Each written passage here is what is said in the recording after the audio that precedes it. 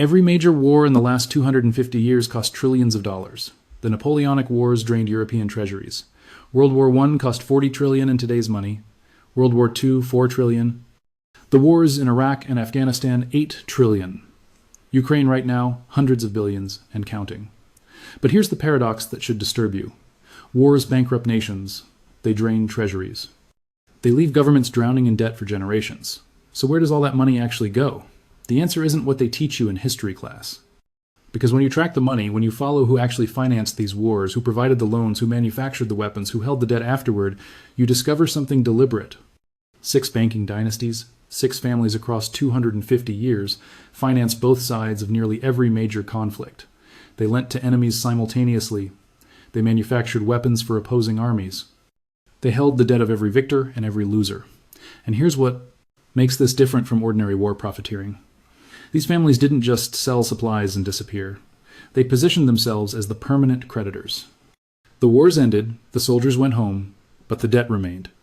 And these 6 dynasties collected interest on that debt for decades, sometimes centuries after the last shot was fired. This isn't theory. The loan documents exist, the contracts are public record, the family archives are open. And when you see the pattern, when you understand the mechanism they used, you'll realize that modern wars, the ones happening right now in Ukraine, the ones being planned for Taiwan and Iran, are following the exact same structure. Different names, same system, same profit pattern. Let me show you the 6 dynasties, the 6 wars, where they perfected the system, and why every military conflict for the last 250 years has made them richer while making nations poorer. And why the current conflicts will do exactly the same thing. Before we dive into the specific families, you need to understand what war profiteering actually looks like at this scale. Not selling boots to soldiers or food to armies. That's retail. What these dynasties did was wholesale. They financed the war itself. Here's the mechanism. A country decides to go to war. War costs money. Lots of it. Soldiers need pay, weapons need manufacturing, supplies need transport. But governments don't have that money sitting around. Taxes cover normal operations, not total war. So governments borrow. Before these banking dynasties, kings borrowed from local merchants or nobility. Small loans, high risk, frequent defaults. If the king lost the war, the lenders lost everything. So lending to governments at war was dangerous, unpredictable, often disastrous for creditors. The 6 families we're about to discuss changed this completely. They made war lending safe, profitable, and permanent. How? By lending to both sides simultaneously. Think about what that means. If you lend to one side and they lose, you lose your money. But if you lend to both sides, someone always wins. Someone always owes you. You can't lose. And even better, the winner inherits the loser's debt, often required to pay it as part of peace terms. So you collect from everybody. But the real genius was what happened after the war. The debt wasn't repaid. It couldn't be. Nations were exhausted, treasuries empty, economies devastated. So the debt was restructured, rolled over, refinanced. The principal stayed. Only interest got paid. And that interest came from taxes on the people for generations. The families collected forever. A war that lasted 4 years generated interest payments for 40 years, sometimes longer. And every time a new war started, the same families were there to finance it, add more debt, collect more interest. The wars came and went. The debt accumulated. The dynasties grew richer. That's not an exaggeration. That's the documented pattern across 250 years. And once you see it in the Napoleonic Wars, in World War I and World War II, and every conflict since, you can't unsee it. The mechanism is always the same. Finance both sides, ensure someone wins, collect interest forever, wait for the next war. Now let me show you exactly how 6 families executed this pattern in 6 different wars, making fortunes that compound to this day. The family that invented the modern war profit pattern wasn't particularly noble or distinguished. The Rothschilds started as money changers in the Jewish ghetto of Frankfurt. But by 1815, they'd discovered something that would make them the richest family in Europe and establish a template every dynasty after them would copy. In 1800, Europe was at war. Napoleon controlled France and was conquering everything around it. Britain, Austria, Prussia, Russia, all fighting to stop him. The wars had been going for 7 years already. And they needed money desperately. Mayor Amschel Rothschild, the patriarch in Frankfurt, had 5 sons. And here's the move that changed everything. He sent each son to a different European capital. Nathan to London, James to Paris, Salomon to Vienna, Karl to Naples. Amschel stayed in Frankfurt. 5 brothers, 5 cities, 5 separate banking houses, all coordinating. This network was unprecedented. The Rothschilds could move money across borders faster than any government could.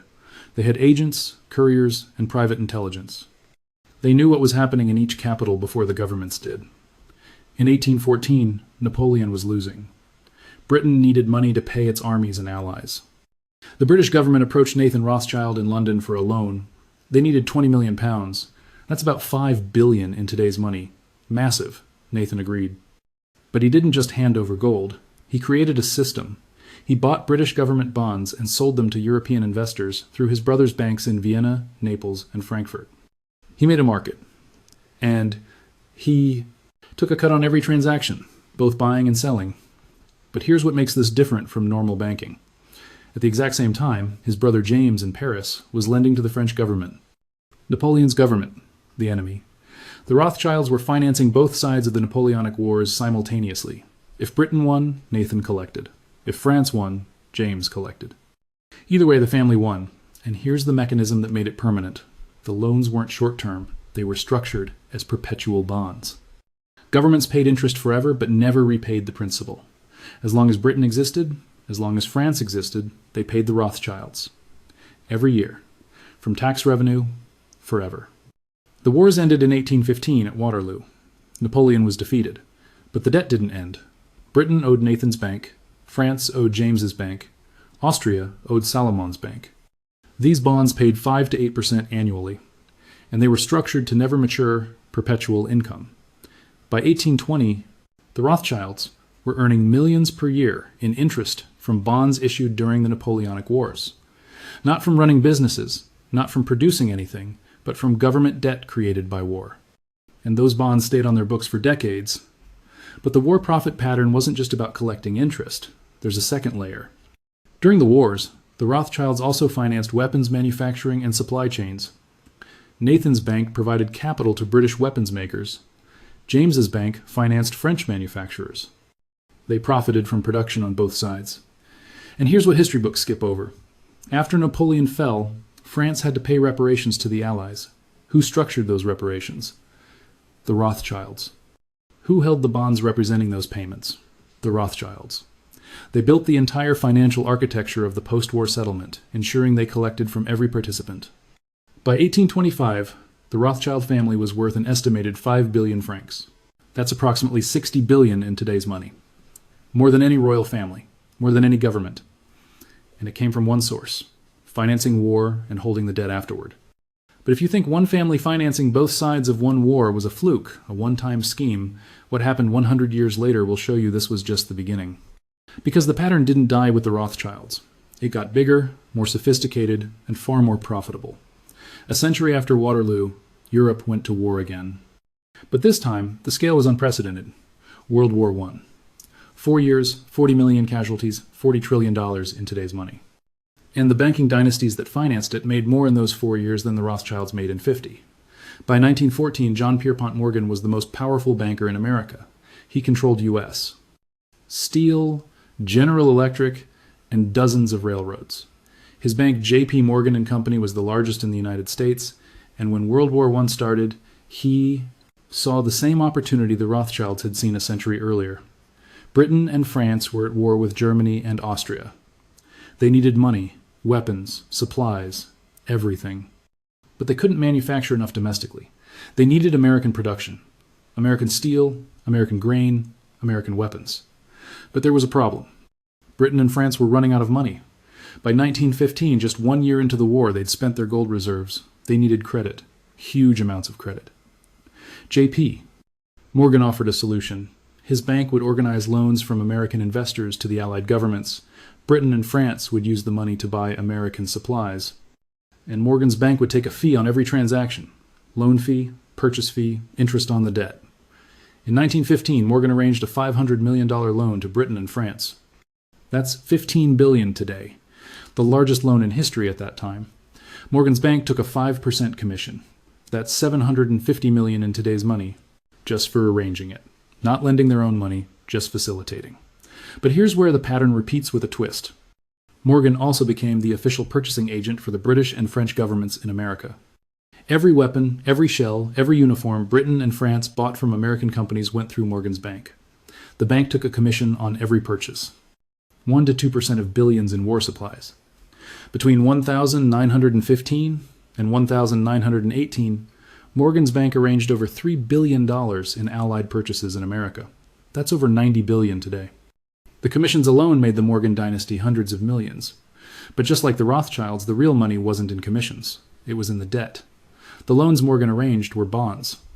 British war bonds, French war bonds sold to American investors and institutions, and those bonds paid interest for decades after the war ended. Morgan's bank held many of these bonds directly. They bought them cheap during the war and held them for the interest payments. By 1920, the firm was collecting tens of millions per year in interest from British and French government bonds issued during World War I. Money that came from British and French taxpayers, flowing to Morgan's bank in New York every year. And here's the kicker. After the war, Germany owed reparations. The Treaty of Versailles required Germany to pay $33 billion to the Allies. And who helped structure those reparation payments? American banks, led by Morgan. Who held the bonds representing those payments? Morgan and other American banks. They collected from both sides. The Allies paid interest on wartime loans. Germany paid reparations. All roads led back to the same banking houses. By 1920, J.P. Morgan's personal fortune was estimated at $100 million, about $1.5 billion today. But the Morgan Bank's total assets under management, including the war bonds, exceeded $1 billion. That's $15 billion today. And much of it came from one source, financing World War I. But Morgan wasn't the only one. If you thought one American bank financing one side was the limit, the next family proves the pattern went even deeper. Because while Morgan financed the Allies, another dynasty was financing both sides simultaneously, just like the Rothschilds had done a century before. The Warburg family doesn't get mentioned in most history books. But they should, because during World War I, the Warburgs executed the most brazen version of the war profit pattern ever documented. They financed both sides of the war from inside both sides. Paul Warburg was a German banker who moved to America in 1902. He married into the Loeb family, joining the powerful banking house Kuhn, Loeb and Company in New York. By 1914, Paul was one of the most influential bankers in America. He'd helped design the Federal Reserve System in 1913, which gave him enormous influence over American monetary policy. When World War I started, Paul Warburg's firm, Kuhn Loeb, joined J.P. Morgan in financing the Allied war effort. They arranged loans to Britain and France. They purchased war bonds. They facilitated weapons deals, standard war profiteering. But here's the part that should make you pause. Paul Warburg's brother, Max Warburg, was in Germany, and Max was doing the exact same thing for the German government. Max Warburg ran MM, Warburg and Company in Hamburg, one of Germany's most important private banks. When Germany needed war financing, they went to Max Warburg. He arranged loans from German and neutral country investors. He facilitated German war bond sales. He helped Germany purchase supplies from neutral countries. Two brothers, two banks, two sides of the same war. Paul financing the Allies in New York. Max financing Germany in Hamburg. This isn't speculation. Both brothers documented their activities. Paul Warburg's role in Allied financing is well known. Max Warburg's role in German war financing is in German archives. The family was quite open about it after the war. They saw no contradiction. They were bankers. War was business. Between 1914 and 1918, Kuhn Loeb arranged over $1.5 billion in loans and purchases for the Allied powers. That's over $45 billion today. The firm took commissions on every transaction. Paul Warburg personally profited from every fee, every bond purchase, every interest payment. At the same time, MM Warburg in Hamburg arranged hundreds of millions in financing for Germany. Max Warburg took fees on German war bonds, on supply purchases, on currency exchanges. The German government paid his bank for financial services throughout the war. When the war ended in 1918, both brothers were still wealthy. Kuhn Loeb held Allied war bonds that paid interest for decades. M.M. Warburg held German government bonds and claims on reparation payments. The Warburg family couldn't lose. Someone had to win the war, and whoever won owed them money. But here's what makes this even more insidious. After the war, when Germany had to pay reparations and restructure its debt, who was involved in the negotiations? Paul Warburg advised the American delegation. Max Warburg advised the German delegation. Two brothers on opposite sides of the negotiating table, both ensuring their banks got paid. The Dawes Plan of 1924 restructured German reparations. American banks, including Kuhn-Loeb, lent Germany money to pay reparations to Britain and France. Britain and France used those reparations to pay back loans to American banks from the war. The money went in a circle, and the Warburgs collected fees at every step. By 1925, Paul Warburg's personal fortune was estimated at $30 million. That's about $500 million today. Max Warburg in Germany remained one of the wealthiest men in Hamburg, and both fortunes were built on the same source, financing both sides of World War I. This is the pattern in its purest form. No loyalty to nations, no preference for sides. Just position yourself to profit, regardless of outcome, and collect forever from whoever survives. But if you think World War I was the peak of this system, you're wrong. Because 20 years later, when the world went to war again, the same families and their descendants did it all over again. Only this time, the scale was even bigger, the profits even more staggering, and the pattern even more obvious. World War II cost more than any war in history, $4 trillion at the time. Over 100 trillion in today's money. 70 million people died. Entire continents were destroyed. And the banking dynasties that financed it made fortunes that still compound today. By 1939, J.P. Morgan was dead, but his bank wasn't. J.P. Morgan and Company, now run by his son and partners, was still the most powerful bank in America. And when World War II started, they were ready. The pattern was identical to World War I. Britain and France needed money, they needed weapons, they needed American supplies. Morgan's bank arranged the financing. Between 1939 and 1941, before America officially entered the war, Morgan's bank arranged over $2 billion in loans and purchases for Britain. That's over $40 billion today. The commissions were massive. But this time there was another player, Brown Brothers Harriman, another American banking dynasty. The Harriman family had been in banking since the 1800s. By 1940, their firm was one of the largest private banks in the world.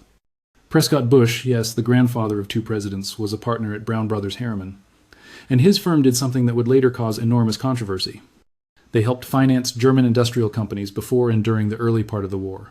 Brown Brothers Harriman held significant investments in German steel and coal companies through Union Banking Corporation.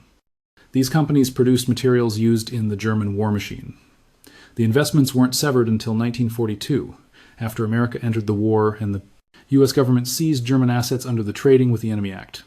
So once again, American banks on both sides. Morgan financing Britain, Brown Brothers Harriman invested in German industry. The pattern repeating.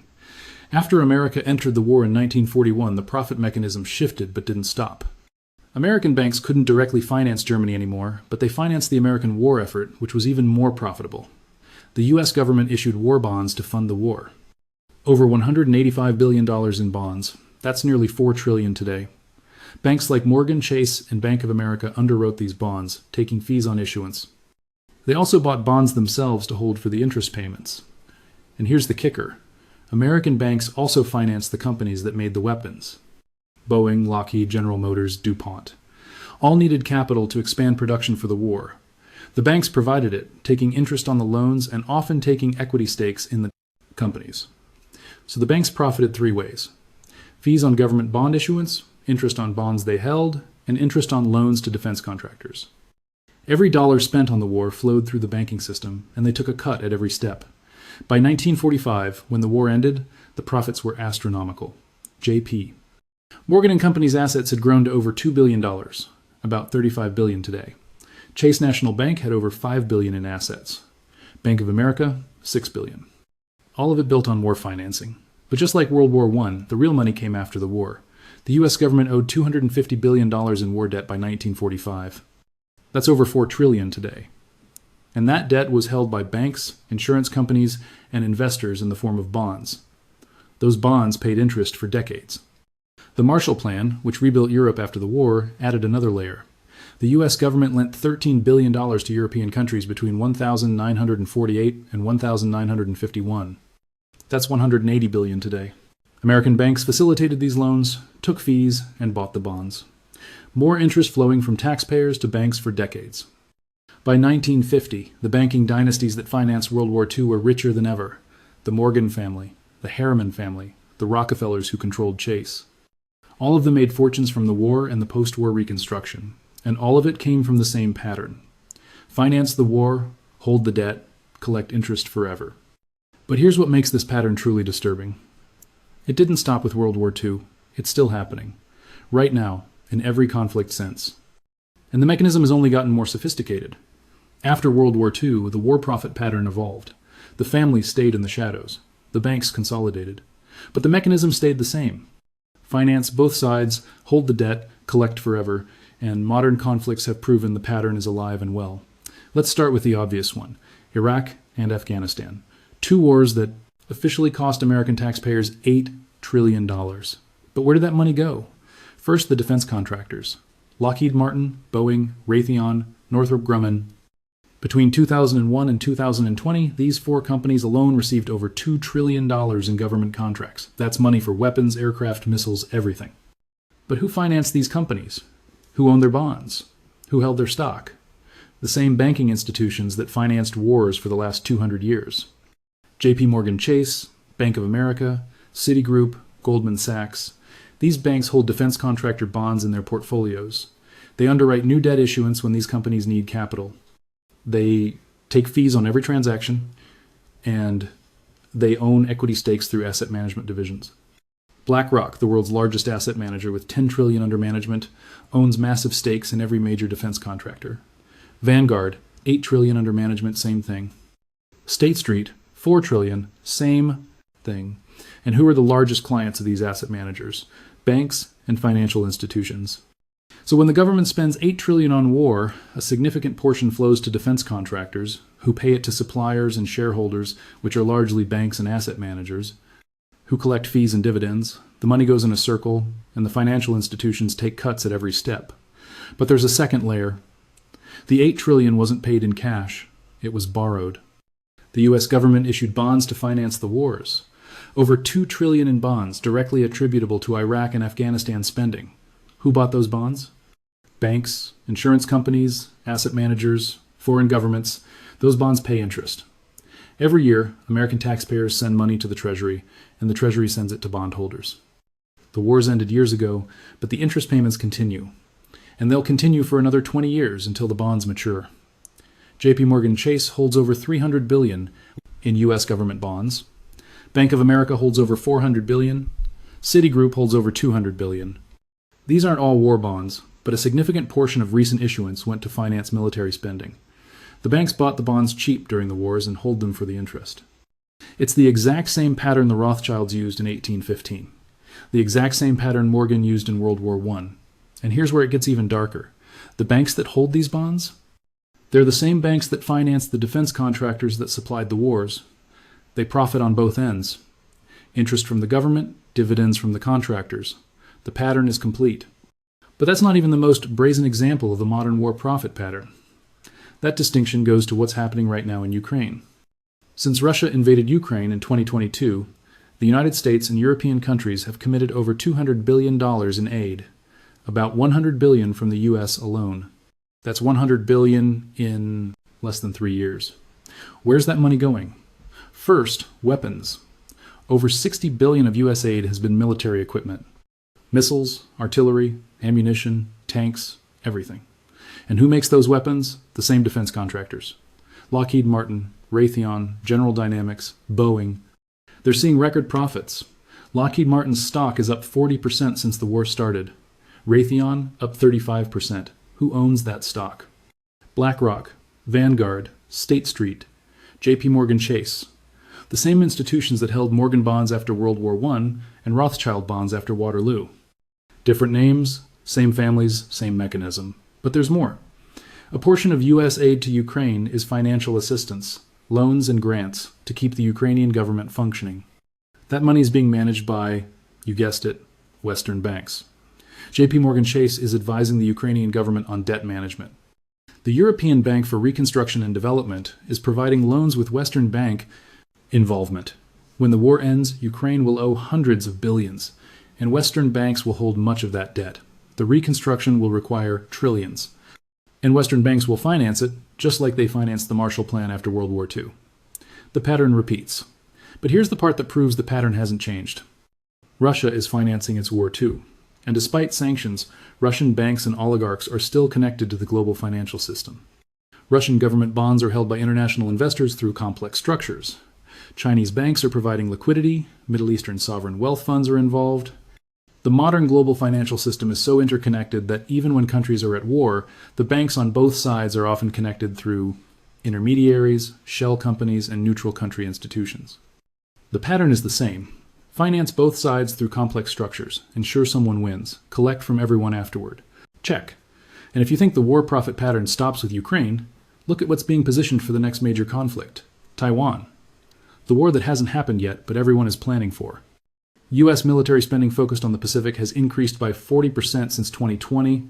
That's $200 billion in additional spending over 5 years. New weapon systems, new ships, new missiles, all designed for a potential conflict with China over Taiwan. Who's getting those contracts? The same defense companies. Lockheed Martin just received a $10 billion contract for missile systems aimed at China. Northrop Grumman, $8 billion for new bombers. General Dynamics, $5 billion for submarines. Who financed those companies' expansion to fulfill these contracts? J.P. Morgan Chase, Bank of America, Citigroup. They provided credit lines, underwrote bond offerings, and facilitated stock sales. The banks are positioning themselves to profit from a war that hasn't happened yet. And here's the mechanism that makes it perpetual. Congress has already authorized $300 billion in additional defense spending over the next decade for Pacific deterrence. That's $300 billion that will be borrowed. The Treasury will issue bonds, banks will buy them, defense contractors will receive the money, banks will finance the contractors, and 30 years from now, American taxpayers will still be paying interest on bonds issued to prepare for a war with China. Whether the war happens or not, the banks win. If there's a war, spending explodes, contractors profit, banks collect. If there's no war, the preparation spending still happens, contractors still profit, banks still collect. It's a perpetual profit machine, the same machine the Rothschilds built in 1815. Check. And it's not just Taiwan. The Middle East is being positioned for another round. Tensions with Iran are rising. U.S. military presence in the region is expanding. Saudi Arabia is buying billions in American weapons. The UAE is buying billions. Israel is receiving billions in military aid. All of that money flows through the same system. Government borrows, defense contractors produce, banks finance both ends, and taxpayers pay interest forever.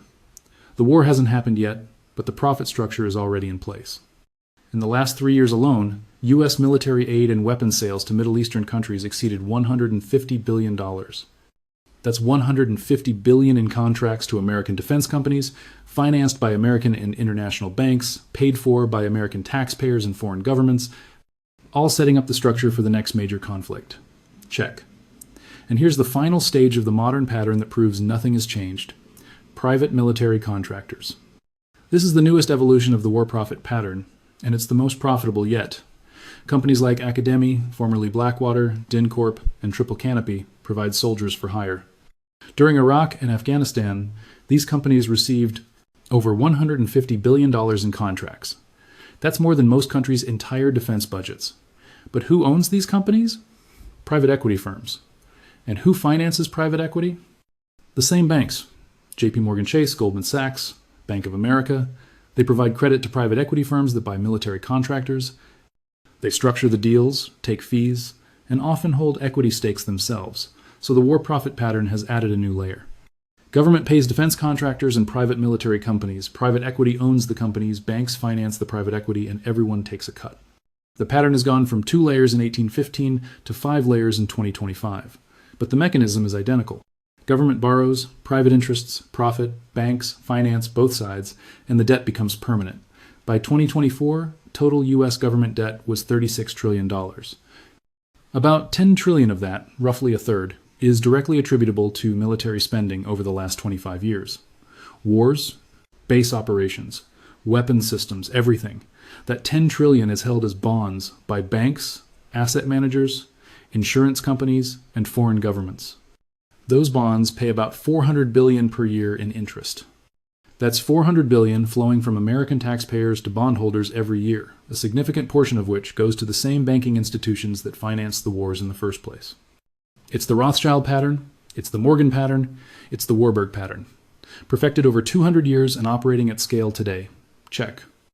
And here's what makes the modern version even more sophisticated.